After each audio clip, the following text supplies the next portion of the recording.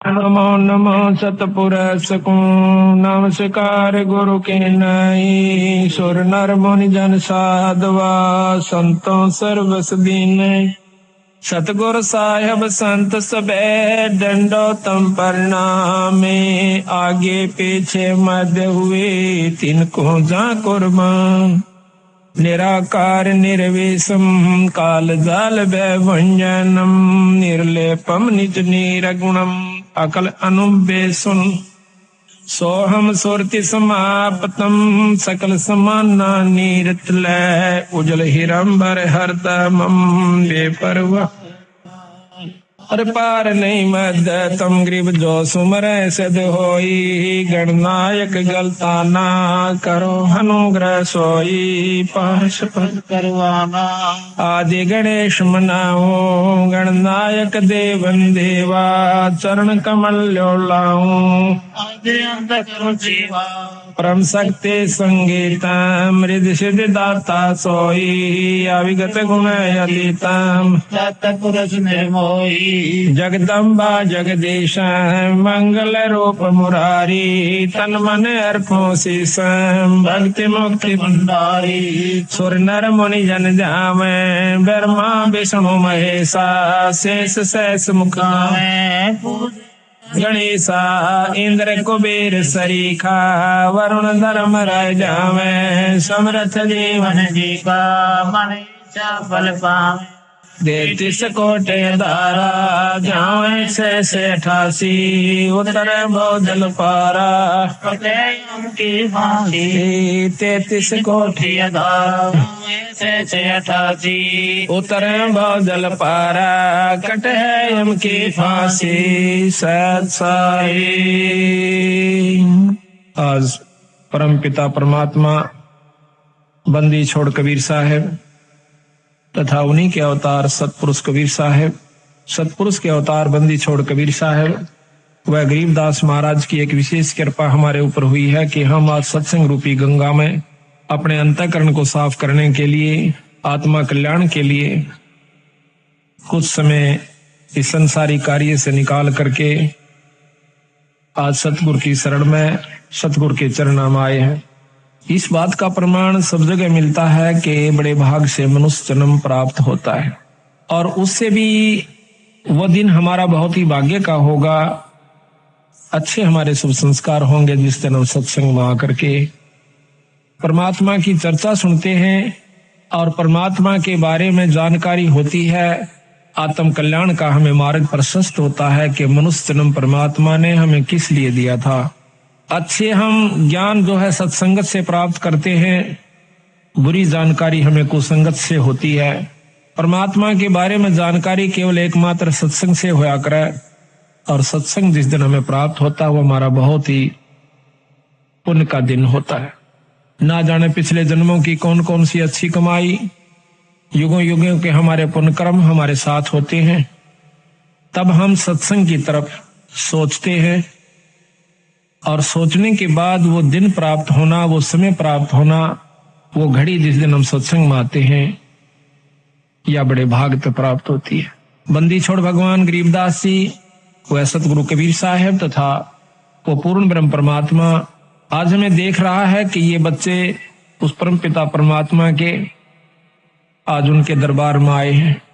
उनको इतना भी ज्ञान है कि कौन भक्त आए हैं और कौन नहीं आए हैं, किन कारणों से नहीं आ पाए। तो ये कुछ समय होता है, कुछ ईश्वर की तरफ से परीक्षा होती है, परमात्मा की तरफ से, कि इतनी मेहनत करने के बावजूद भी इस भक्त के अंदर, इस पुण्यात्मा के अंदर इतनी उत्सुकता उत्पन्न हुई है कि नहीं हुई है कि 100 काम छोड़ करके भी मैंने सत्संग में जाना चाहिए।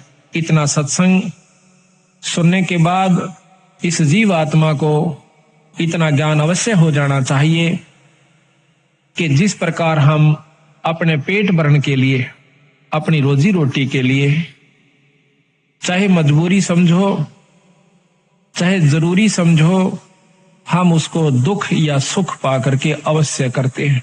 जिस प्रकार आज कितनी ठंड है और कल भी बहुत सर्दी थी, और इस समय में ऐसे भी भक्तजन होंगे जमींदार जिन्होंने बेचारों ने रात्रि में पानी दिया होगा अपनी फसल में, नहर से या ट्यूबवेल से, जबकि हम सर्दी के अंदर अपने घर में बैठकर भी रजाई का प्रबंध किया हुआ था और कोशिश ये थी कि कोई हीटर भी लग जावे कमरे में तो गर्मी महसूस हुआ, नहीं तो सर्दी बहुत ज्यादा है। और वो बेचारे घुटनों तक पानी में, ऊपर से शीत लहर, और वो उस पानी के अंदर, उस सर्दी के अंदर ऊपर से थोड़ी थोड़ी बूंद भी आ रही थी, बारिश भी हो रही थी।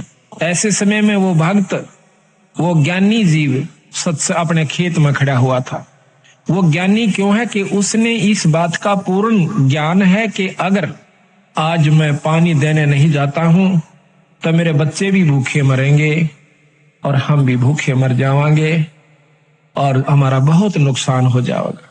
ठीक इसी प्रकार सत्संग सुन लेने के बाद हमारे अंतःकरण में यह बात अवश्य घर कर जानी चाहिए, इतना पक्का विश्वास हो जाना चाहिए कि यदि हम सत्संग में आज नहीं जाते हैं, ये कोई रोज रोज नहीं हुआ करते, साल भर में मुश्किल से हमें कोई ऐसा समागम जिसमें परमात्मा की वाणी को विस्तृत जानकारी दी जाती है, खोल कर सुनाया जाता है। उस जमींदार की तरिया इतना दृढ़ निश्चय जिसको अजर विश्वास कहते हैं। एक तो होता है निश्चय, एक होता है विश्वास, और तीसरा गरीबदास जी महाराज कहते हैं जरना होता है। जिसको जरना हो गया वो बेचारे आज सैकड़ों किलोमीटर से चलकर इसी सर्दी में अपने बच्चों समेत आज सच्चे दरबार में उस परमात्मा की रजा का लाभ उठा रहे हैं। और जिनको इस बात का ज्ञान नहीं हुआ अभी तक, उनको जरना नहीं हुआ। विश्वास तो है कि भगवान के नाम के बिना गुजारा नहीं है, इतना विश्वास है। वो बेचारे ये सोच लेते हैं चलो घर में कर लेंगे अपना, कोई बात नहीं, आज सर्दी है, कल धूप निकल आओगी तब चल पड़ेंगे, वो भी चोखा। लेकिन जरना जिसका हो गया भाई बात बनेगी उसकी। कहते हैं कि जयदेव मुख से ना कही हुई तीन लोक में गाज, और जरना ऊपर होते हैं ये सकल संपूर्ण काज। जब जरना हो जाएगा, जब विश्वास हो जाएगा, तब हमारे कार्य पूर्ण रूप से सिद्ध होंगे। तो आज जो सत्संग में आए हैं इस ठंड के अंदर, ये 13 दिसंबर और ये ठंड, और उसके बावजूद भी आप सत्संग में आए हो, तो यही कहा जाएगा कि आपको जरना हुआ है ईश्वर के बारे में, परमात्मा की बात का जरना हुआ है कि इसके बिना गुजारा कतई नहीं है, और ये है भी सत्य और रहेगा भी सत्य। जिन्होंने, महाराज गरीबदास जी कहते हैं कि समझा है तो सिर धर पा, भाई बहौर नहीं है ऐसा दाव। समझा है, ये बात आपके ज्ञान में आई है, आपके चित्त में ये बात समाई है कि नाम बिना गुजारा नहीं है, सत्संग बिना जीव का कल्याण नहीं है, तो फिर काहे की इंतजार करते हो? सिर धर पांव, सिर पर पैर रखना, बहुत तेज दौड़ना, सिर पर पांव रखना, बहुत तेज दौड़ना। तो सतगुरु महाराज कहते हैं समझा है तो सिर धर पांव और बहौर नहीं है ऐसा दाव। ना तो ये मनुष्य शरीर बार बार मिलेगा, और मनुष्य शरीर कहीं मिल भी गया किसी युग में हजारों वर्ष, लाखों वर्ष, लख 84 भोगने के बावजूद, और वो हो गया ऐसे स्थान पर जहां पर परमात्मा की चर्चा का होना भी मुश्किल है, तो उस मनुष्य जन्म से भी आपको कोई लाभ नहीं होगा। तो यहां सतगुरु महाराज हमें ये बताने की कोशिश करते हैं कि प्रथम तो मनुष्य जन्म नहीं मिलेगा भाई, और मनुष्य जन्म मिल भी गया तो यह बात समझ में नहीं आओगी जो आपके आ जाए। ये बड़ी मुश्किल से बात बनती है। पता नहीं कितने सत्संग सुनने से इस बात का अंतःकरण में कुछ थोड़ा सा विवेक बने से कि भगवान के नाम के बिना भाई को नहीं गुजारा, क्योंकि सभी संत प्रमाण देते हैं और बार बार हमें बताने की कोशिश करते हैं कि नाम के बिना जीव का गुजारा नहीं भाई, और नाम मिले सत्संग से, और सत्संग से हम विमुक्त तो कौन ही बात बने। तो सत्संग में आइए, और ऐसे आइए जैसे सिर धर पांव, सिर पर पांव रख के भागना, बहुत तेज दौड़ना। कबीर साहब कहते हैं कि मानुष जन्म दुर्लभ है, या देह न बारंबार, और तरवर से फल झड़ पड़ा, यू फेर ना लागे डार। एक बार एक फल या पत्ता कहिए वृक्ष से एक बार झड़ जाता है, दोबारा उस पर नहीं लगेगा। ठीक इसी प्रकार संतों ने इस मनुष्य जन्म को बताया है, एक बार आपके हाथ से छूट गया, कोई फेर नहीं मिलेगा। इससे पहले पहले आप आने, इससे बहुत कुछ लाभ उठाना है, वो आप कीजिए। तो इसकी जानकारी कहां से होती है? सत्संग से होती है। आज आपका सौभाग्य है कि आप सत्संग में आए हो।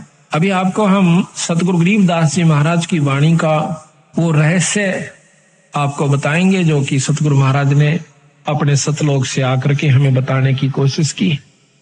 लेकिन ये इतना जल्दी समझ में नहीं आता। हम किसी गांव में जाते हैं तो पहले तो हम 2 सत्संग किया करते थे, दोनों दिन 2 अखंड पाठ चलता है। लेकिन अब समय अभाव के कारण अखंड पाठ ज्यादा हो जाने की वजह से हम केवल 1 सत्संग ही कर पाते हैं। हमारी मजबूरी हुई, लेकिन साथ में खुशी हुई कि जो कि हरियाणा में परमात्मा बंदी छोड़ गरीबदास जी को कोई जाने भी नहीं था, आज उनकी अमृतमयी वाणी का अखंड पाठ गांव गांव में और घर घर में हो रहा है। लेकिन समय अभाव के कारण, अधिकता हो जाने के कारण हम पूर्ण रूप से सत्संग वहां नहीं फरमा सकते। उसमें एक साधारण सी जानकारी दे सकते हैं जो कि नए भक्त को दी जाती है। लेकिन जो असली तत्व है वो इन 7 दिनों के अंदर आपके सामने आओगा। और जो इन 7 दिन के समागम को रुचि से एकाग्रचित करके और अपने मन को स्थिर करके और ध्यान से सुन लेगा, फिर उसके सामने कोई भी दिक्कत नहीं आवेगी और ना ही वो इस माया के वहम में, माया के चक्कर में फिर उलझ पाओगा।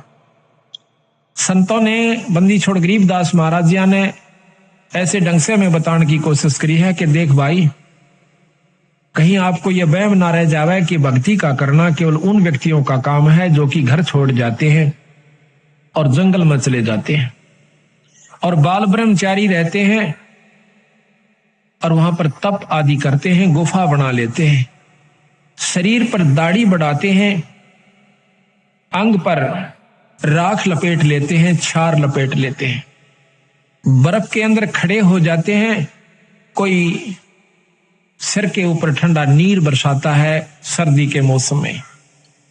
तो हम समझते हैं कि इतना कठिन कार्य, तौबा तौबा करते हैं कि हे भगवान, इतना कठिन कार्य कि ऐसी सर्दी में, जबकि हमने तो वैसे ही ठंड लग रही है अपनी जर्सी और रजाई के अंदर भी।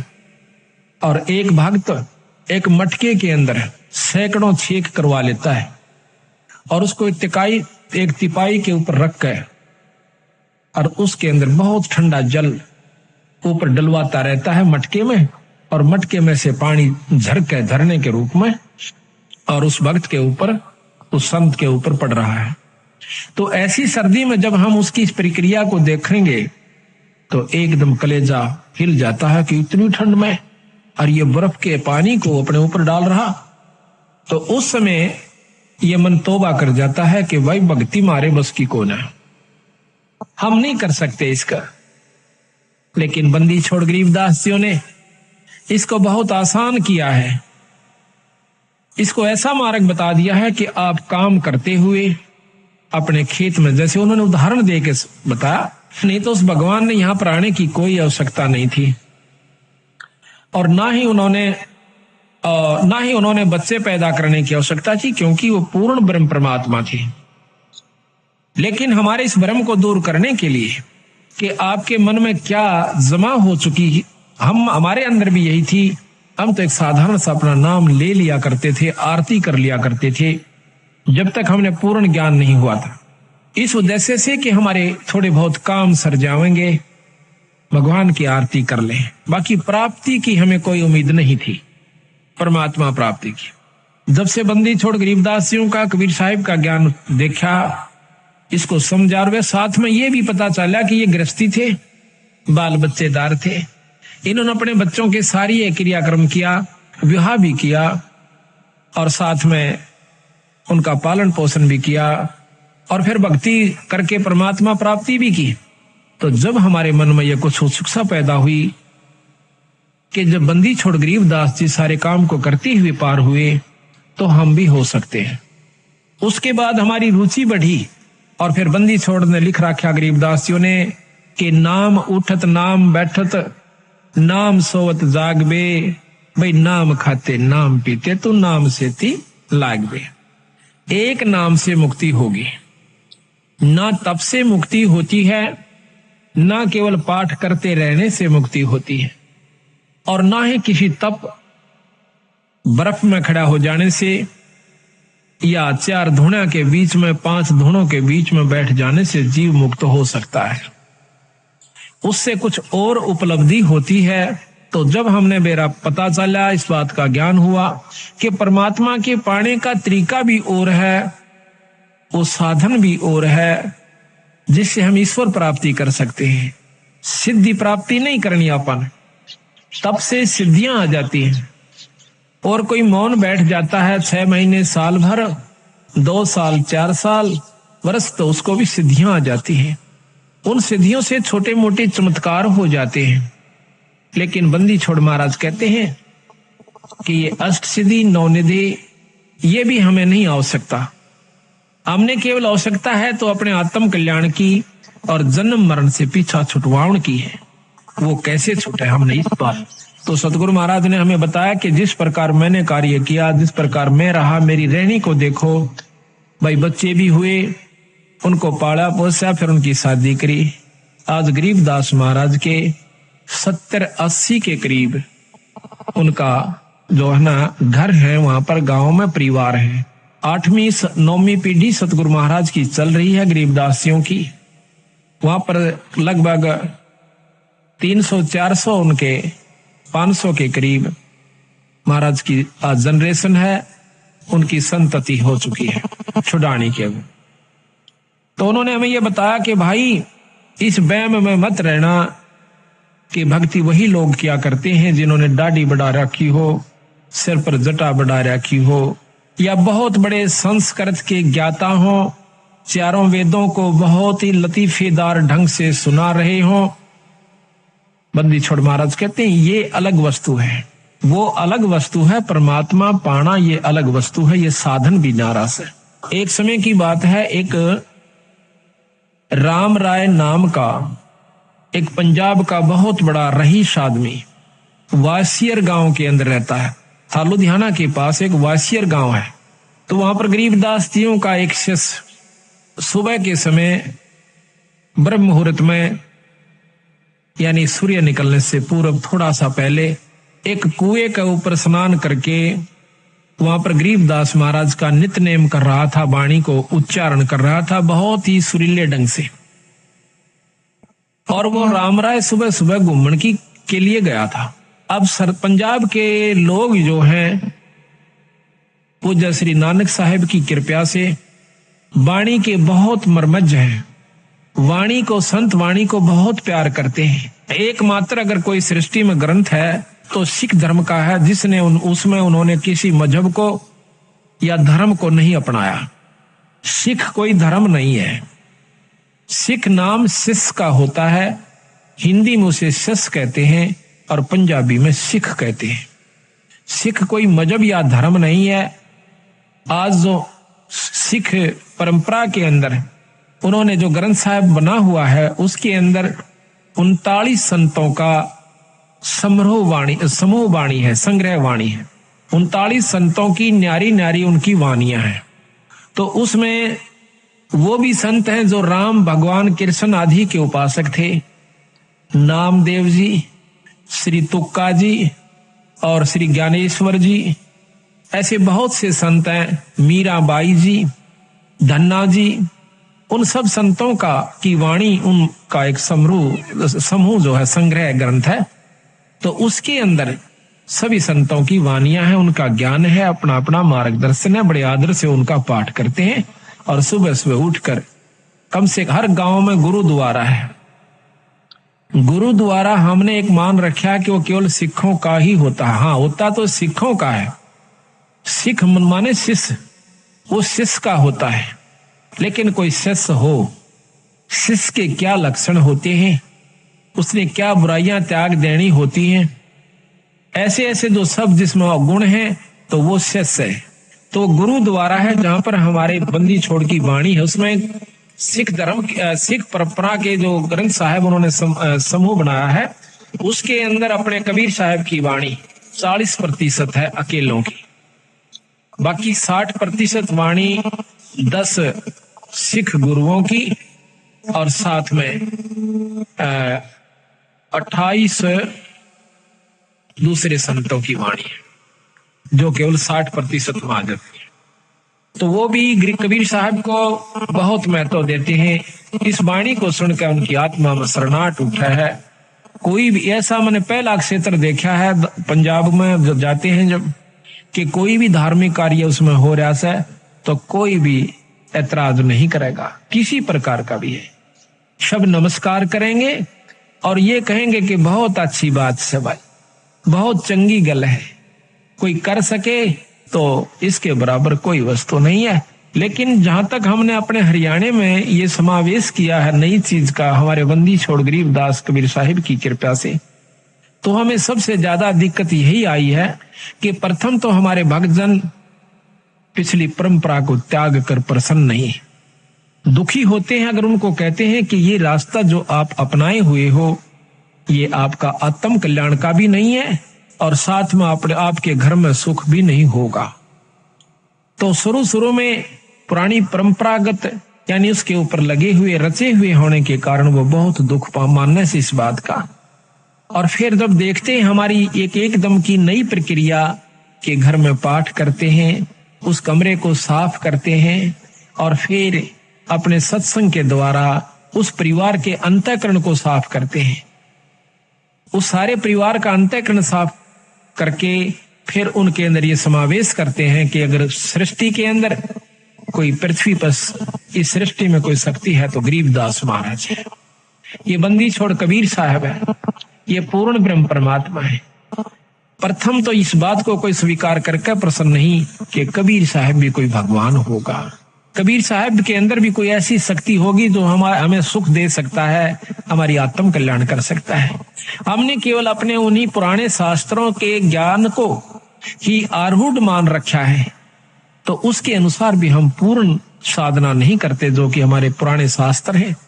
वो भी आखिर में हम कहाँ आगे देखा देखी जैसे भी अपनी साधना, कोई आठम, कोई छठ, कोई चौथ, कोई पांचम, कोई ग्यास, कोई द्वादशी, एकादशी, इन्हीं को माउस पूर्णिमा को पूज पाज करके और धाम स्थान पर किसी भी धाम पर जा करके अपना मत्था साल भर में एक बार टेक करके अपनी आत्माओं को ये प्रसन्न मान लेते हैं, हम खुश हो जाते हैं कि हमने बहुत कुछ कर लिया।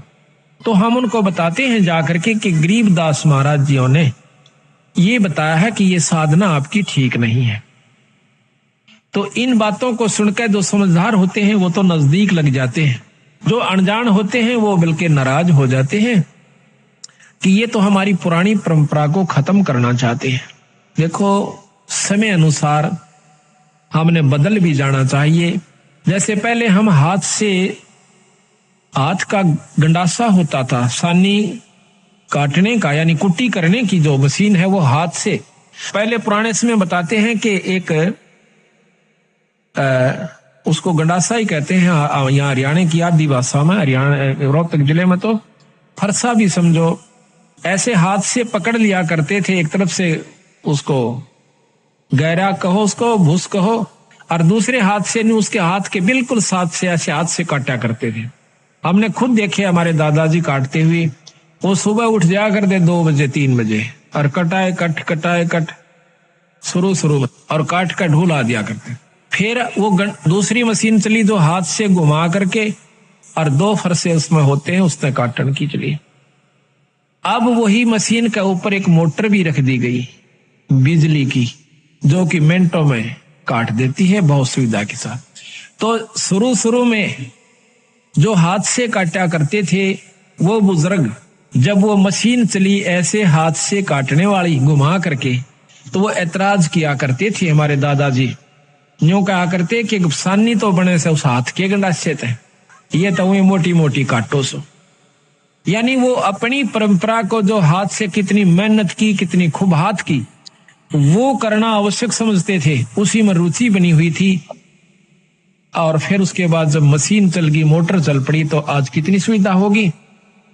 अब कोई कहे कि नहीं हम तो अपनी उस परंपरा ने को नहीं छोड़ा जो हाथ से काटा करते जो दा के साथ, तो वो गलत है, उनको ज्ञान नहीं है। ज्ञान होगा जब आप सत्संग को सुनोगे, सत्संग सुनने से फिर इसको करके देखोगे जैसे हमने आपको बताया है, तो फिर क्या होगा, फिर आपको घर में भी सुख महसूस होगा। एक एक परिवार के अंदर लगभग 2-2, 3-3 व्यक्ति बीड़ी और दारू पिया करते थे, 4-4 भी भाई सारे पिया करते थे। जब सतगुरु महाराज की वाणी सुनी कि कितना दुख होता है, कितना उनको कष्ट होगा जो आज हुक्का शराब आदि प्रयोग करते हैं, 184 में चले जाएंगे। एक बार सुना, दूसरी बार सुना, तीसरी बार सुनकर उन्होंने प्रण कर लिया कि आज के बाद हम बीड़ी शराब मांस तंबाकू प्रयोग नहीं करेंगे। तो इसी प्रकार मैं कहना ये चाहूं था कि बंदी छोड़ गरीबदास महाराज की जो वाणी है, ये यहाँ हरियाणा में प्रवेश करने में हमें बहुत दिक्कत आ रही है, लेकिन उसके बावजूद भी प्रोग्रेस इतनी आवश्यकता से अधिक होगी, उम्मीद से भी ज्यादा होगी। उम्मीद नहीं थी कि ये भक्तजन इतने जल्दी से इस बात को समझ लेंगे। पर बंदी छोड़ गरीबदास महाराज ने अपनी पूरी शक्ति का प्रयोग किया है। कबीर साहब ने अपनी पूरी रजा बख्श के दिखाई है कि ये काम मैं कर सकता हूं, जो ये कहने लाग रहे से, जो आपको ये रोजाना बताते हैं, ये कार्य मैं कर सकता हूं, और वो करके दिखाया है। जब इन भक्तों को यह बात समझ में आई है कि कबीर साहब भी कोई परमात्मा शक्ति है। यहाँ पर भी आपको मैं सैकड़ों आए हैं, पर इनमें तो सारे के सारा के घर में जो सुख हो रहे हैं, ये अपने मुंह तो बता सकते हैं जब से सतगुरु शरण में आए। लेकिन 1-2% जिनको लाभ नहीं प्राप्त हुआ, उसके पीछे रहस्य बताया कबीर साहब ने कि कबीर सतगुरु के दरबार में भाई कमी काहे की ना, और हंसा मौज नहीं पावता तेरी चूक चाकरी में। अगर तुझे पूर्ण लाभ पूर्ण मौज भगवान नहीं बख्श रहा है कबीर साहब, तो तेरी चाकरी में, तेरी सेवा के अंदर अभी बहुत कमी है, अपनी बहुत कमी है तेरे अंदर। नहीं, जब 98 व्यक्तियों को परमात्मा पूर्ण लाभ दे रहा है, बंदी छोड़ दर्शन दे रहा है, और उनको वो झलक नजर आ रही है जो वर्णन करते हैं हम रोजाना, तो आपको नहीं आई, तो भाई आपकी चूक चाकरी में, आपकी कोई सेवा में कमी है, आपके कोई नियम में कमी है, आप में भी कोई अहंकार अभिमान बकाया है। तो सतगुरु महाराज को अहंकार तो लेस मात्र, मान में म्यान कहते तलवार का जो ऊपर का कवर होता है, उसके अंदर 2 खड़ग 2 तलवार नहीं समा सकती, किसी रूप में भी नहीं समा सकती।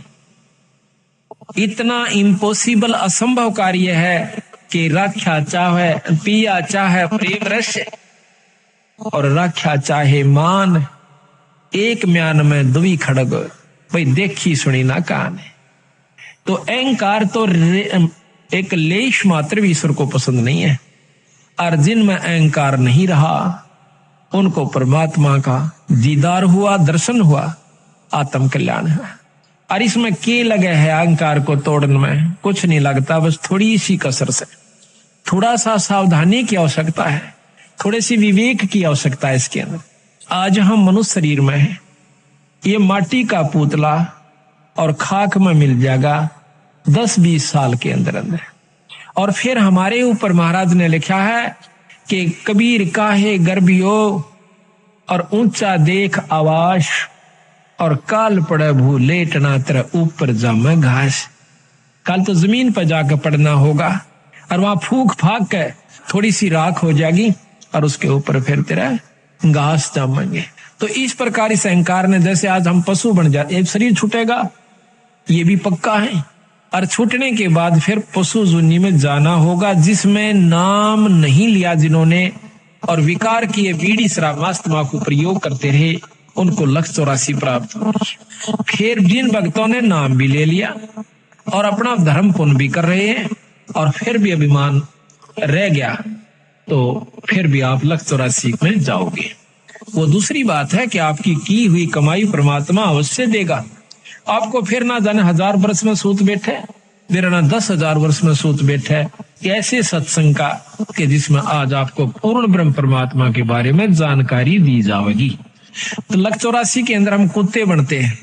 प्रथम जीवन कुत्ते का ले लो, स्वान का जो कि बहुत आसपास हमारे होता है, और फिर उसके कष्ट पे जरा सा दृष्टि घुमा कर देख लो, बस ज्यादा नहीं। कल हमने देखा रात्रि में इतनी ठंड थी और एक कुत्ता इस गली के अंदर है, बाहर पड़ा बेचारा, और ऊपर से उसके खांसी होगी। 1 मिनट भी उस कुत्ते को खांसी से चैन नहीं थी। अब देखियो, पहले तो जन्म कुत्ता, ऊपर से ये खतरनाक रोग उसको लग गया। फिर कोई टांग तोड़ दे, आम कुत्ते के पैर में लंग पावेगी। क्यों पावेगी? कि उसका कोई ना कोई डला, कोई लठ या कोई पहिया उतर जाएगा, क्योंकि बिचारे बैठे वो पिछला अहंकारी जीव था। उसने कोई नो कहते न थोड़ा इधर वाले कौन होता, अभिमान रखा करता था, और आज अभिमान उसमें जो का तू है। अपने अहंकार वो बिचारे बैठेगा और बिल्कुल ऊपर गाड़ी चढ़ना हो लेगी जब थोड़ा सा सरकेगा एक तरफ। वो पिछला जो उसके अंदर बदमाशी थी वह अब भी मौजूद है। कई कुत्ते ऐसे देखें कि जीप ऊपर चढ़ना हो जाएगी जब थोड़ा सा हलते हैं, तो उस कष्ट के कारण, उस अहंकार के कारण उसने कितना भारा दुख मोल ले लिया। तो इन बातों ने याद रखेगा जो भगत, तो उसको कोई भी अहंकार नहीं रहेगा। अब हम सत्संग में यही सिखाते हैं। आप अपने घर में आजकल ऐसा कोई भी नहीं रहा जो डबल बेड ना ले रहा हो, और डबल बेड के ऊपर गद्दा भी बहुत मोटा हो से, और अच्छी बड़ी आज वस्त्र भी आप लिए हुए सो। तो हम आपको यहाँ ऐसी असुविधा देने की कोशिश करते हैं जो ज्यादा भी ना हो पर सुविधा भी ज्यादा ना हो। इसका कारण ये भी है कि आपके मन में वो अहंकार रूपी राक्षस बना ना रहे। जहां स्थान मिल जाए वहीं बैठ जा, चाहे नीचे मिलो, चाहे ऊपर मिलो, चाहे बोरी मिलो, चाहे कोई वैसे साधारण दरी मिलो। तो हम उस समय ये देखकर इस पर बैठ जाते हैं कि भगवान के दरबार में और काहे का मान। कबीर साहब इसके बारे में कहते हैं कि कबीर सत्संग में जाकर और गुरु से चावे मान, वो नर नरक में जाएंगे, युग युग बने सवान। जो सत्संग में जाकर और गुरुओं से मान की इच्छा रखता है कि हमने अच्छे स्थान पर गुरु आनंद नहीं बिठा, हम जानबूझ कर अवॉइड करते हैं उनको अच्छे स्थान पर बिठाने की, क्योंकि ये अंतःकरण हमें क्योंकि समय समय पर ये चेक करना पड़े से कि इसमें भी वह बीमारी बकाया सैक नहीं है। पहले जब नाम उपदेश दिया करते थे संत जल्दी से उपदेश नहीं दिया करते, परीक्षा लिया करते थे। एक राजा ने राज त्याग दिया, संतों के कहने से सुनने से, सत्संग को सुनते हैं। तो उसने जब राज वो नाम लेने के लिए जाता है एक सत्संग सुनकर, तो वो गुरुदेव कहते हैं कि राजन आपको नाम नहीं मिला है। काहे को महाराज, मुझ दास में ऐसी कौन सी कमी है? कहने लगी राज के अंदर आप भक्ति नहीं कर सकते, आप में मान सतावेगा, अहंकार जमा हो जाएगा और बड़े बनाए खेल को आप सर्वनाश। उसने एक बार आग्रह किया, 2 बार किया, घर चला जाता है, राज त्याग दिया। राज त्याग करके महाराज के पास आता है कि महाराज मैंने राज त्याग दिया, ये सतगुरु उपदेश दे दो महाराज, क्योंकि आत्म कल्याण का जिसको चसक पड़ जाएगी, जिसको ये दुख दिखने लगेगा, दिखाई देगा, तो वो इस काम को कर सकता है। महाराज कहते हैं गरीब तन मन धन सब अर्पिए, गरीबदास जी महाराज कहते हैं कि गरीब तन मन धन सब अर्पिए, भक्ति मुक्ति के काज और जिनके उर्म बंदगी, यू के इंद्र का राज। इस उद्देश्य को वही भक्त ले सकता है जिसके भीतर ले यह बात बैठ जाएगी, अंतःकरण में जमा होगी कि ये खेल तो हमने लाखों बार खेल लिए, करोड़ों बार खेल लिए। बच्चों का पैदा करना, उनको पाल पोस कर ब्याह शादी कर जाना और फिर मर जाना, फिर कुत्ते गधे कुत्तिया बन जाना। ये खेल तो बीरा संखों बार खेला पाने, पर ईब जो खेल खेलना से वो खेल के दिखाओ। अब ये खेलन का समय आ गया, आप सिलेक्ट हो लिए बंदी छोड़ के खाड़े के पहलवान सो, अरीब उस पहलवान वाला काम करके दिखाना चाहिए। तो वो छोड़कर चला गया, कहने लगा सतगुरु मैंने तो राज छोड़ दिया। और वाह भाई वाह, छाती से लगा लिया संतों ने। महाराज मैंने उपदेश दे दो कि बेटा 1 महीने के बाद आना और पश्चिम दिशा में चले जाओ। वो चला गया। 1 महीने के बाद आता है तो रास्ते में आ रहा था, उसका पैर कीचड़ में भर जाता है और साथ से एक पशु जा रहा था, उसके छींटे लगकर उसके जो पैरों में उसने पहन रखा था कोई पजामा वगैरह या कोई वस्त्र धोती, उसका छींट लग जाती है। उसको उसने 3-4 गालियां सुना दी। वो जो आ रहा था और साथ में एक शिष्य और सतगुरुओं का आ रहा था, तो उसने देखा कि जब वो सत्संग में प्रवेश किया महाराज के आश्रम में, तो उसने वो अपने एक नलके पर या कुएं पर वो कपड़े साफ किए, थोड़े थोड़े पानी लगा करके थोड़ा थोड़ा उनको साफ किया पहने। तो गुरुदेव ने पूछा, जो और भक्त आया था वो आके कहने लगा महाराज जी ये कौन है? वो कपड़े साफ कर रहा। कहने लगा ये वही बहुत बड़ा राजा था, इसने राज त्याग दिया परमात्मा पाने के लिए। कहने लगा जी त्याग गया कुछ नहीं बताई। क्यों भाई? कि इसके ऐसे छींटे लगे, गालियां मंड रहा था उसको। अच्छा अरे वाह भाई, चौखा ने बता दिया मेरे को।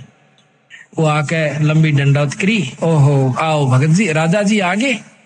राजा कहा जब खुश हुआ, आओ राजन बैठो। बड़ा प्रसन्न हुआ, बैठ के सतगुरु उपदेश दे दो।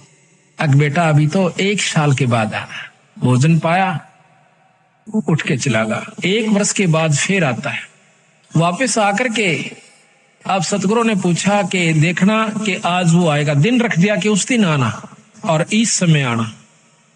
ऊपर से एक भंगण को जो उनकी शिष्या थी उसको कहा कि जब ये व्यक्ति आवे इसके ऊपर कूड़ा डाल देना छत से। तो वो ठीक समय पे घंटा आध घंटा इधर उधर वो ताक में रही और ऊपर से उसने जब वो आ रहा था तो उसके ऊपर कूड़ा डाल दिया। कूड़ा डालते ही वो, हाँ जब उसने पूछा था सतगुरु मुझे नाम क्यों नहीं मिलेगा, कहने लगा भाई आपने ये कीचड़ लगा जब उसको गालियां दे दी जिसकी भैंस पशु था साथ में। ऐसा नहीं करना चाहिए, संत के अंदर ये गाली देने का स्वभाव नहीं होना चाहिए। इसने जीवित मरना होगा तो उसने ये ख्यास रखी कि भी आज के बाद मैं गाली नहीं दूंगा किसी को। तो देखा ऊपर से जब कूड़ा उसके ऊपर पड़ जाता है तो एक बार क्रोध से देखकर कहने लगा अगर मैं राजा होता, इतना कह गया बस चुप हो गया, गाली नहीं दी। अगर मैं राजा होता तो मतलब भाव ये था कि अब तेरा मैं बक्कल उतरवा देता। कह दिया चाहे ना कह दिया, भीतर ले मत आई वह बात। तो उसको उस जमादारनी को भंगन को कहा था कि बेटी जो इसका आओ भाव हो मुझे बताना। वो उससे पहले आ गई, कहने लगी महाराज ने बोला कि मैं अगर राजा होता। आ गया, बैठ गया। महाराज ने आदर सत्कार किया। क्या हो राज? कि महाराज मैं काबिल हो गया कि पुत्र अभी तू राजा है। अक नहीं महाराज मैं तो राज छोड़ चुका हूँ। अक नहीं बेटा अभी तू राजा है। राज छोड़ दिया पर राजपना नहीं छोड़ा। सतगुरु कोई गलती हुई कि आपके ऊपर कूड़ा पड़ा जब आपने क्या शब्द उच्चारण करना चाहा किया कि अगर मैं राजा होता। अभी तो है बेटा तू राजा है, इसको छोड़ दे। जीवित मर ले रे लोभी मन नाम सुमर ले रे। जीवित मरना इसी का है। जीवित मरण का बहुत लंबा उदाहरण सतगुरु महाराज ने दे रखा है। अभी आपको सुनाएंगे कि जीवित कैसे मरा जाता है।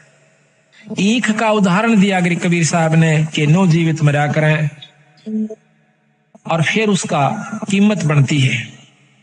जमीन का उदाहरण दिया कि धरती कभी मुंह से नहीं कहती, चाहे कोई बिस्टा डालो, चाहे उसमें कोई आम लगाओ, चाहे अंगूर लगाओ, बगीचा बनाओ, चाहे वहां पर चूल्हा चौका कर लीजिए, वो कभी ऐतराज नहीं करती। इसी प्रकार संत स्वभाव होता है। चाहे कोई गाली दे, कोई मीठा बोले, अपने अंतःकरण के अंदर द्वेष पैदा नहीं करा। ये सतगुरु मैं कब आऊं कि साल भर के बाद आना बेटा। 1 वर्ष के बाद निश्चित समय पे वो फिर आवश्यक तो उस समय ऊपर से चौड़ा भर के डालना था। उस बंगड़ ने को कह दिया एक और व्यक्ति को कि ऐसे करना कि जब ये आओ इसके ऊपर गारा और पेशाब मिलाकर पशु का वो डाल देना। जब वो आ रहा था तो उसके ऊपर वो चौड़ा डल गया, ऐसे जैसे धोखे से। ओहो हो भाई, मैंने ख्याल से नहीं करा, माफ करना। तो वो कहता है कि कोई बात ना बहन, ये तो माटी पर माटी पड़ी है, मिट्टी पर मिट्टी डाली है, कोई खास बात नहीं है। तो जब उसने आके बताया कि महाराज ऐसे ऐसे बोला, ने बोला ये अधिकारी हो गया। आते सतगुरु ने छाती से लगा लिया, बेटा अब तू उपदेश अधिकारी, जिस शरीर को आपने मिट्टी समझ लिया तो ये अब आप तो अधिकारी हो चुका है भगवान के नाम लेने का। इब तू भगवान भजन जोगा होया से, इब नाम जगा कर। तो इसी प्रकार एक और उदाहरण दिया है, ये लंबा प्रकरण, अभी हम उसको उसी स्थान पर आते हैं कि उस राजा ने राम राय ने जब वो सतगुरु गरीबदास महाराज की वाणी वासियर गांव के अंदर जिला लुधियाना पंजाब में सुनी, सुबह सुबह एकदम बंदी छोड़ गरीबदास जी की वाणी के अंदर वो आकर्षण है कि ये परमात्मा की वाणी है और आत्मा जो है ये उसका अंश है कबीर साहब का, गरीबदास जियों का। ये इसकी वाणी में इतनी आकर्षित हो, तो उसी समय सतगुरु की वाणी को सुनकर वो राम राय नाम का भगत एकदम आकर्षित हो जाता है कि भाई इतनी प्यारी वाणी। उसने चाहा कि अभी जाकर बैठ जाऊं, पर वो पहले घूम फिर के आया, आकर के महाराज के पास बैठ जाता, वो भगत जी के पास जो कि वहां पर सतगुरु की वाणी का पाठ कर रहा था।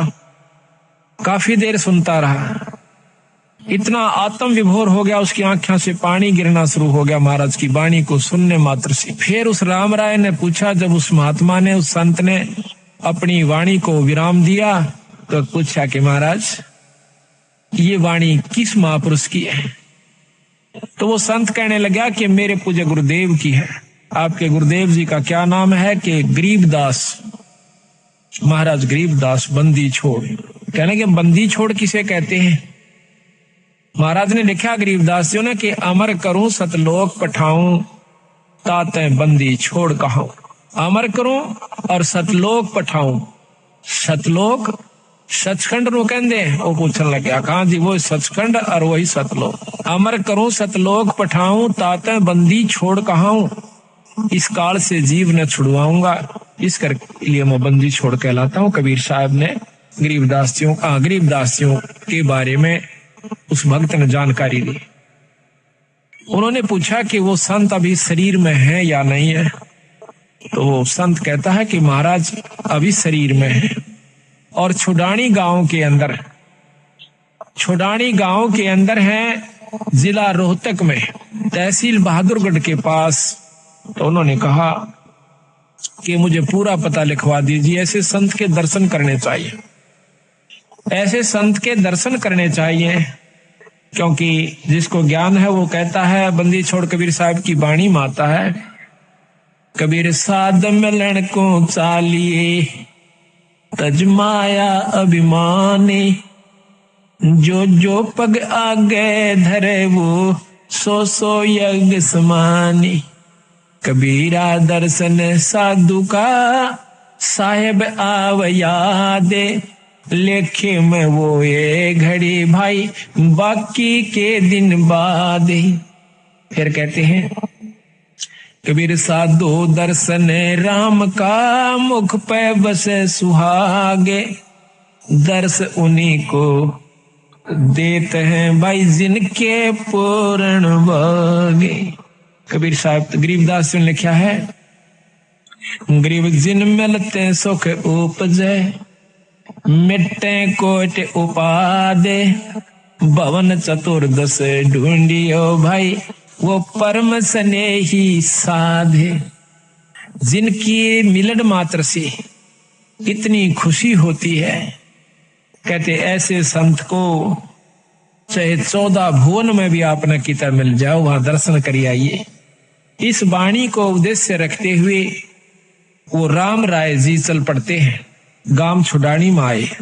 आके छुडानी में पूछा कि गरीबदास महाराज कहाँ रहते हैं? गांव वाले कोई महाराज नहीं कहा करते बंदी छोड़ को। वो तो उस समय की बात है जो भगवान खुद आए थे। आज भी मेरे ख्याल में 90% व्यक्ति छुड़ानी के नहीं मानते गरीबदास जी, 90%। और उस समय तब मानता कौन होगा। तो बाहर के भक्त आए हुए थे।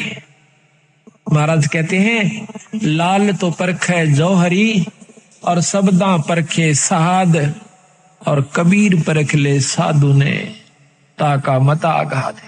तो परमात्मा को परखना कोई बच्चों का खेल नहीं है, संत को परखना। रामचंद्र जी आए, उनको एक राजा माना। कृष्ण भगवान आए, उसको एक ग्वाला माना। और उसके साथ कितनी दुष्ट आत्माओं ने आकर क्या क्या कुकर्म करने चाहे। पूतना जैसी दुष्टा ने उस छोटे से मासूम बच्चे पर भी दया नहीं आई और उसको मारने की खातिर अपनी दूधी के विसला के चाल पड़ी। और उस चानूर के से नीच ने इतना बड़ा पहलवान था और उस 15 साल के बच्चे की गेला कुश्ती करने की चुनौती दे दी। ऐसे ऐसे कंस कितने उदाहरण हमें मिलते हैं, पर उस समय हम नहीं मानते उनको। जब वो मौके पर होते हैं उनके जाए पीछे फिर वृंदावन की फेरी यानी गोवर्धन की फेरी देते फिर ऐसे। वहां कृष्ण जी बैठे हैं क्या?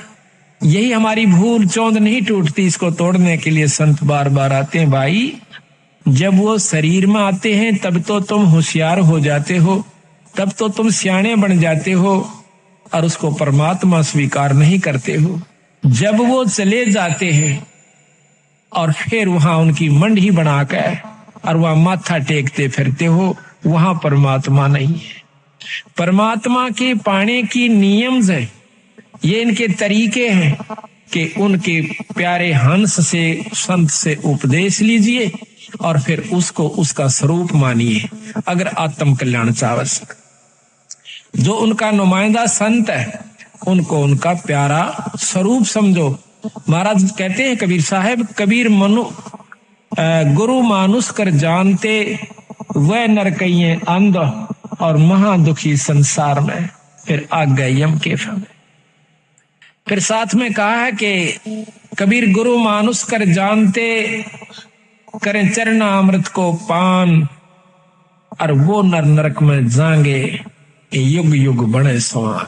गरीबदास जी महाराज भी कहते हैं कि मम संत मुझे जान मेरा स्वरूपम। तो उस समय तो हम इस बात को स्वीकार नहीं करते हैं और फिर बाद में जब वो चले जाते हैं उनकी वहां पर यादगार बनाई जाती है, फिर मंदिर का रूप धारण कर लेती है।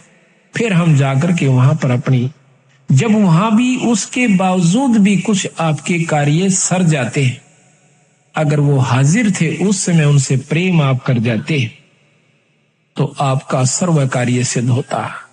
अब तो केवल वो धाम बन गया और धाम पर जाने का, मत्था टेकने का केवल एक फल है, मुक्ति फल नहीं है। हम भी जाते हैं अपने धाम छुड़ानी में, लेकिन वहां अगर हम बिना गुरु के जाते हैं तो हमें कोई लाभ नहीं होगा। एक साधारण सा लाभ, जैसे कोई पशु का ठीक हो जाना, जैसे आम देवी धाम पर जाते हैं, माता धाम पर जाते हैं, या अपने कोई अपना जो पितृ धाम होता है वहां जाते हैं, उनसे ज्यादा कार्य आपके छुड़ानी में सर सकते हैं उस धाम पर जाने मात्र से। लेकिन जन्म मरण की बीमारी आपकी मुक्ति नहीं हो सकती, क्योंकि महाराज गरीबदास जी खुद कहते हैं कि पूजे देई धाम को और शीस हिलावे जो, गरीबदास साची कह हद का फर है सो। बिना गुरु के संपर्क से कट जाने के बाद आप चाहे उस धाम में जाकर बस जाइए, आपकी मुक्ति नहीं हो सकती। और यही बीमारी हमारी खत्म नहीं होती, जिसके कारण हम चौथे युग में चक्कर काट रहे हैं, दुख पा रहे हैं। तो इसी प्रकार जब हम साध मिलन को चलते हैं उस समय तो वहां पर कोई भी उसको, गरीबदास महाराज जी को परमात्मा स्वीकार नहीं किए हुए था, आज भी नहीं है, उस छुड़ानी के तो नहीं है। खुद गरीबदास महाराज की परंपरा के लोग भी आज दूसरी उपासना कर रहे हैं। कारण यह है कि उनको ज्ञान नहीं कि गरीबदास के प्रबल शक्ति थी। बाकी दूसरा गांव 90% व्यक्ति यही मान रहे हैं कि ये तो इनका दादा परदादा था, ये तो ज्यादा मानस है, इसने थोड़े बहुत मान भी रहे हैं। वो मानते क्या है, पड़वासी वाले दिन अपने घर में खीर बना ली, रापे खा ली। ये मान हो रही से छुड़ाने के अंदर गरीब दासियों को मानने वालों की। और आज भी वो मूर्ख लोग जिन्होंने ज्ञान नहीं है, वो भी केवल न्यू कैसे कि बस धाम में माथा टेक ले, तेरा गुजारा ठीक हो जाएगा, पार हो जाएगा। और यही कारण था कि 250 वर्ष हो गए बंदी छोड़ने, 350 वर्ष हो गए, उन्होंने उन व्यक्तियों को सहयोग नहीं दिया जो कि गलत मार्गदर्शन कर रहे थे। यही कारण था कि केवल 10-5 व्यक्ति गांव में सिर्फ इतनी को छोटी मोटी मान के कुछ घर थे जो गरीबदास को, वैसे स्वाभाविक जैसे आम लोग कहते हैं हम तो व्यास को मानते हैं, कोई कहते हैं द्वास को, तो वो कहते हैं हम पूर्णमासी को और छुड़ानी में जाते हैं। बस उनको ये नहीं मालूम कि वहां क्या परम शक्ति, दबिया हुआ खजाना उस पूर्ण ब्रह्म परमात्मा का है। तो जब सतगुरु ने रजा करी, महाराज कहते हैं सतगुर नाल वड़ियाइयां जिन जाहे तिन दे। सतगुर नाल वड़ियाइयां उस बंदी छोड़ के हाथ में बढ़ाई है, वो किसने देवस है और किससे अपना काम करवावस है। आज उनकी कृपा से आज हरियाणा में कितनी मौज कर दी बंदी छोड़ ने। और अब तो ये एक विस्फोट हो चुका है बंदी छोड़ की असली वस्तु का। अब तो ये फैलता जा रहा है, इतना फैल रहा है कि ये तो यथार्थ वस्तु है। छोटे छोटे बच्चे भी इस बात को समझ चुके हैं कि ये वस्तु, ये पूर्ण परमात्मा है और इनसे पूर्ण लाभ, पूर्ण मुक्ति हो सकती है। लेकिन वहां के भक्तजन आज भी इस बात को स्वीकार नहीं करे हुए। कारण यही है कि ज्ञान नहीं हुआ, और ज्ञान देने वाला कोई जाता था तो उसकी रहनी में फर्क था, उसकी करनी में फर्क था। आप उसमें आचरण नहीं था, औरों को ग्रंथ साहब सुनाता था, तो उसकी बात का असर 1, 2, 4 बार, साल 2 साल हो सकता है। लेकिन असर उसका होता है जो खुद करे और दूसरा ने फिर करके दिखाओ। अब देखो भाई, मन ने तो इसमतिया ढूंढ के वस्तु पाई है, आप भी इसको ये लाभ उठा सकते हो। तो उसने पूछा वायस राम राय ने कि भाई गरीबदास महाराज से मिलना है। प्रथम तो वहां के व्यक्तियों ने मजाक करा, जो बोला रहा उस बौड़िए ने कैसे ना, वो बौड़िया है उस छोरी का छोरा। क्यों महाराज गरीबदास जी, उनके पिताजी क्रोथे के रहने वाले थे। वहां गरीबदासियों के छुड़ानी में मामा जी थे, यानी उनकी माँ थी छुड़ानी की, लड़की थी वहां की। तो इस करके उसको रानी का लड़का कहा करते थे, भाणजा कहा करते थे। नो बोले रो बौड़िए न कैसे महाराज। अब उसने सोचा कि वैसे बंटता होगा। दूसरे जो साथ में था उसने बता दिया कि सामने चला जा भाई, और वहां गरीबू बैठा से बंदी छोड़ को इस भाषा में वो लोग बोलते थे। तो वो चला गया। वहां जाकर देखा कि महाराज गरीबदास जी घर पर नहीं थे, 5-4 भक्तजन आए हुए थे। तो उन्होंने से पूछा कि गरीबदास महाराज से मिलना चाहता हूं, मैं पंजाब से आया हूं। तो वो कहने लगे बैठ जाओ, आओ नहाओ स्नान करो, भोजन पाओ। घर वाले कहने लगे, तो वो कहने लगा मैं महाराज जी से मिलना चाहता हूं। कि महाराज जी तो खेत में गए हैं। किस तरफ गए हैं? जंगल में। कि बैठ जाओ आ जाएंगे। कितनी देर में आओगे? अक ये मालूम नहीं, आवत ही बाजे में, अरे ना हो तो शाम तक ना। उनकी मौज से उन्हें सोचा जब इतनी दूर से आ गया हूं तो क्यों ना 10 कदम और खेत की तरफ धर लो। इतना उतावला हो रहा था कि भगवान के दर्शन करो। साधु दर्शन राम का, ईश्वरीय दर्शन होता है संत। इतना उतावला हो कहता है कि मुझे रास्ता बताइए, मैं खेत में मिल लूंगा भगवान से। तो उन्होंने कहा कि नहीं, आप यहीं रुकिए, अगर नहीं मुझे रास्ता बताइए। तो उन्होंने रास्ता बता दिया कि इस प्रकार पश्चिम में, ये दक्षिण की तरफ आप जाइए, रास्ता खेतों में जाने का। और वहां से आप रास्ते में एक रहट मिलेगा, रहट के पास एक झोपड़ी है, उसमें महाराज मिलेंगे। वो चल पड़ा। तो बंदी छोड़ रास्ते में आ रहे थे। गरीबदास महाराज की वेशभूषा के थी कि धोती और कुर्ता, जैसा आम हरियाणे की वेशभूषा है व्यक्ति पहनते हैं, उस पाव में था, आ रहे थे। तो उसने राम राय ने बंदी छोड़ से पूछा कि भाई मैंने महाराज गरीबदास का स्थान बताइए। बताते ही इधर खेतों में रहते आए हुए।